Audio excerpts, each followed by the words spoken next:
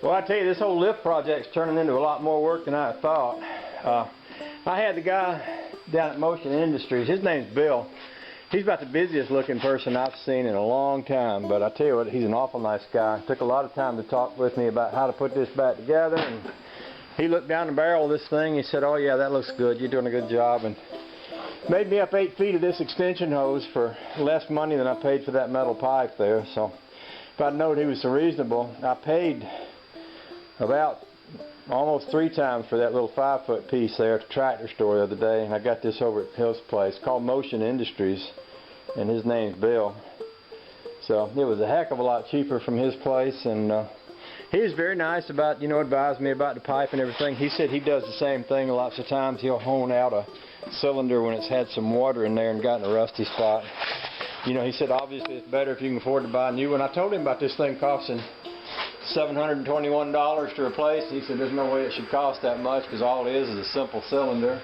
So probably the only reason it costs that much is because they make it for that particular application, but he said you could fabricate up one pretty easy out of a regular cylinder somewhere. So that made me feel a lot better. I guess the way it stands now is I'm going to order the seal kit for this thing, and probably what I'll do is hone that a few more times before I'm done, and then replace all the sills here and then put this back together when the sill kit comes. And we probably won't be here by this weekend, so I'll clean up my oil spill over here and everything this weekend.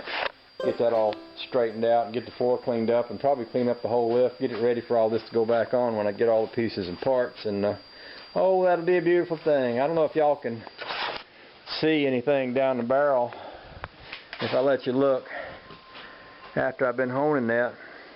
But there's a rough spot right down there, and it's basically where the water sat. This thing sit at about at an angle very similar to this, and water got in it. And the water made a little rusty spot there, and a lot of it went away. I cleaned up a good bit of it. I'm going to keep working on that one spot right there. Try to get it about as smooth as I can. He said, you know, basically the hone just knocks all the sharp edges off of it, and that's about the best you can do sometimes. But he said it works, so we'll give her a shot.